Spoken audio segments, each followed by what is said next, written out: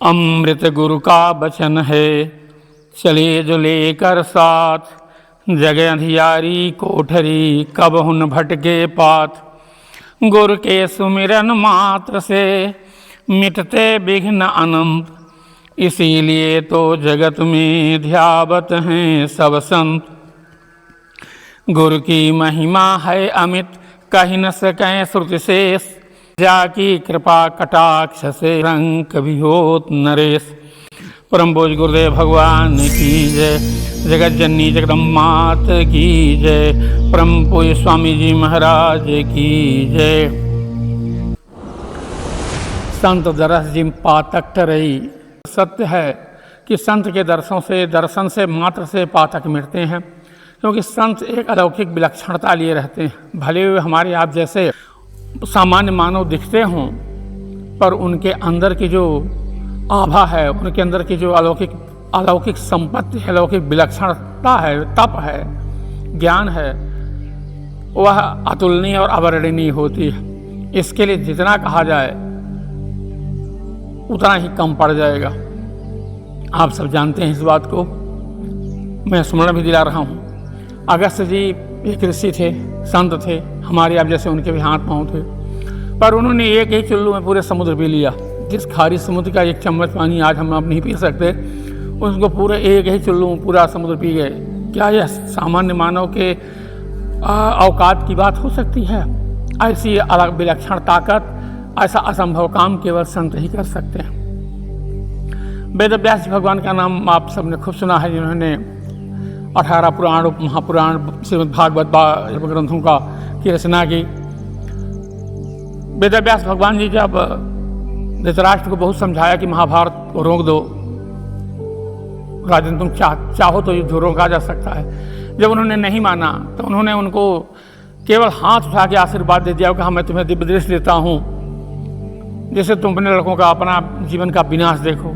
और धृतराष्ट्र के कहने पर जब उन्होंने अपने दिव्य दृष्टि संजय को दी, तो संजय हस्तिनापुर दिल्ली में बैठे थे और हरियाणा कुरुक्षेत्र में युद्ध हो रहा था, तो वहाँ के सारा दृश्य संजय जी देख करके धृतराष्ट्र को बताया करते थे। यह अलौकिक ताकत एक संत में होती है। इस प्रकार एक दो नहीं, लाखों करोड़ों नए अनगिनत हिंदू धर्म में संत देखने को आए मिलते हैं। आप एक छोटा सा कलयुग के वर्तमान समय के एक छोटे से संत की एक साधारण सी कहानी आपके सामने रखता हूँ। एक बार की बात है, APJ अब्दुल कलाम जी जो भारत के माननीय राष्ट्रपति थे, एक बार पायलट बनने के शौक से एग्ज़ाम दिया। 8 जगह थे, इनका स्थान 9वें नंबर पर आया। नहीं, नंबर 1 के एक वेटिंग लिस्ट में थे। जब वेटिंग लिस्ट में हुए तो जाके कार्यालय मिले, वहाँ के बाबू ने बताया कि प्रथम नंबर में वेटिंग लिस्ट में आपका नाम है, आप 1 महीने तक यहीं दिल्ली में रहिए, हमारे से संबंध बनाए रखिए। यदि कोई व्यक्ति 8 कैंडिडेटों में कोई भी एक कैंडिडेट नौकरी छोड़ रहा तो आपको हम तत्काल बुला लेंगे।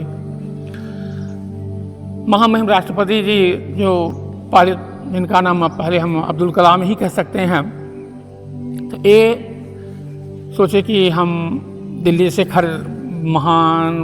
खरसेल नगरी में अपनी कम पूंजी में नहीं निवास कर सकेंगे, तो वहीं से दिल्ली से दूर पर हरिद्वार था।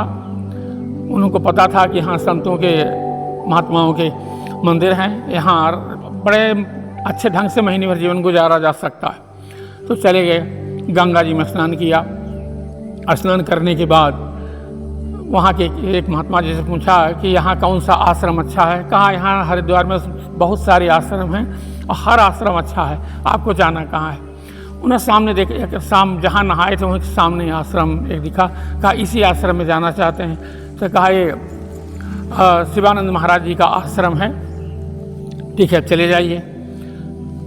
अब APJ अब्दुल कलाम जी जब गए तो वहाँ पर जैसे ही माने आश्रम के अंदर प्रवेश करने लगे, तो वहाँ के एक महाराज जी के एक शिष्य ने पूछा कहाँ जा रहे हो।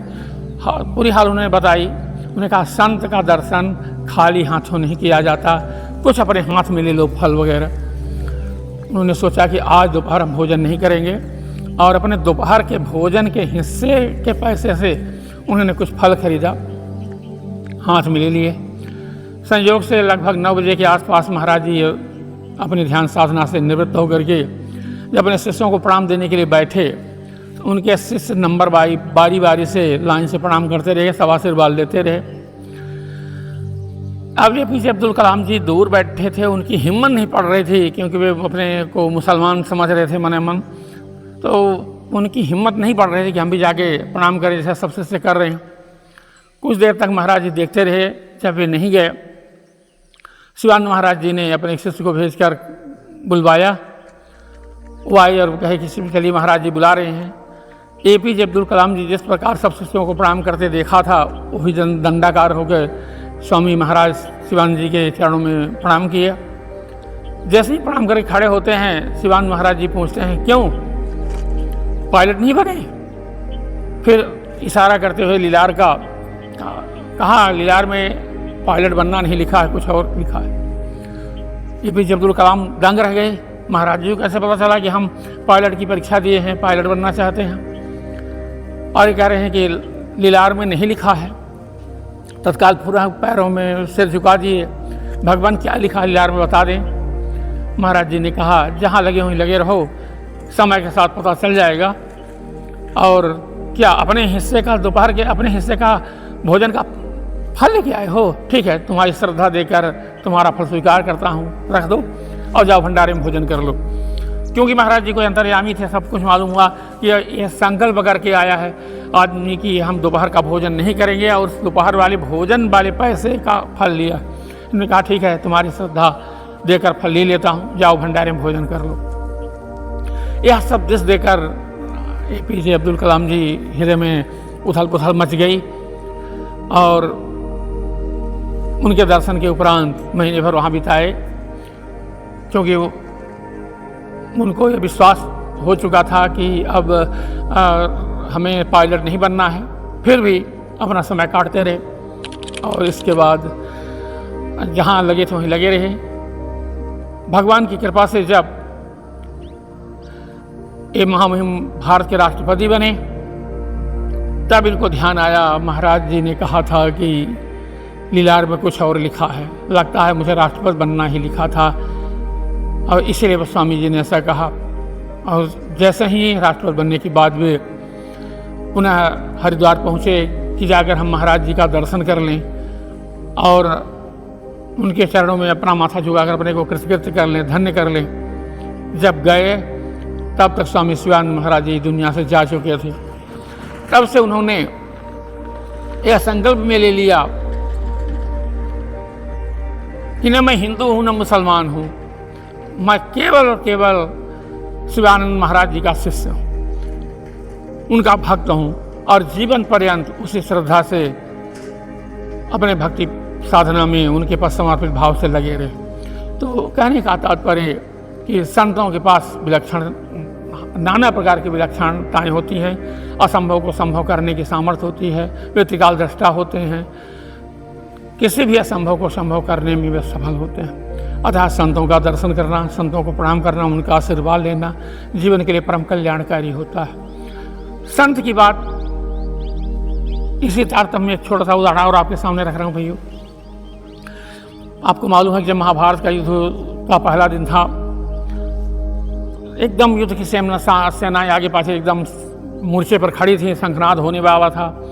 युधिष्ठिर महाराज जी सारे कवच उतार दिए, धनुष बाण सब रख दिए और हाथ जोड़े। जब भीष्म पितामह के पास पहुँचे तो उनको आते देख करके दुर्योधन ने कर्ण से कहा, कर्ण मित्र अब तो महाभारत खत्म हो गया। कर्ण ने कहा, नहीं युवराज, देखो क्या होता है, अभी ऐसा नहीं कहा जा सकता। युधिष्ठिर जी महाराज पहुँचे, भीष्म पितामह जी के चरणों को रस पर उठाकर अपने सर पर रख लिया और कहा, दादाजी आशीर्वाद दीजिए और आदेश दीजिए युद्ध किया जाए कि नहीं। भीष्म पितामह ने आदेश दिया, बेटा मेरा आदेश से युद्ध करो, मैं आशीर्वाद देता हूँ तुम्हारी विजय हो। परंतु युधिष्ठिर, बहुत अच्छा किया कि तुम आकर के उन्हें प्रणाम करके आशीर्वाद ले गए। यही तुम मुझे प्रणाम करने न आते और युद्ध शुरू कर देते तो मैं तुम्हें पराजित होने का श्राप दे देता। कहने का मेरा तात्पर्य, ऐसे बहुत सारे दृष्टांत, ऐसे बहुत सारी कथानक हैं। अगर संत के भेष पितामह भी एक ऐसे, हम इनको एक संत ही मानते हैं। एक अलौकिक प्रतिभा से संपन्न थे, जिन्हें इच्छा मृत्यु का वरदान भी था।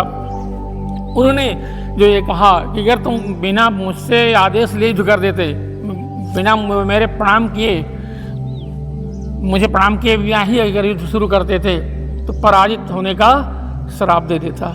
कितनी बड़ी ताकत होती है संतों की वाणी में, जो कहते हैं हो जाता है। तो पहले आप सब जानते हैं कि कौरवों की विजय हुई, पांडवों की विजय हुई, कौरवों की पराजय हुई। तो संत के संबंध में जितनी बात कही गई है सब बिल्कुल अक्षर से सत्य है। हाँ, हमें आज के जैसे संत का वेशधारी ढोंगियों पाखंडियों की बात नहीं करते, जो आज लगभग 56 लाख से ज़्यादा अपने देश में हैं, जो 365 चेला बनाना चाहते हैं कि जैसे हमारे साल के 365 दिन गुजर जाएं। हम ऐसे व्यापारी, ऐसे धंधागिरी की बात नहीं करते।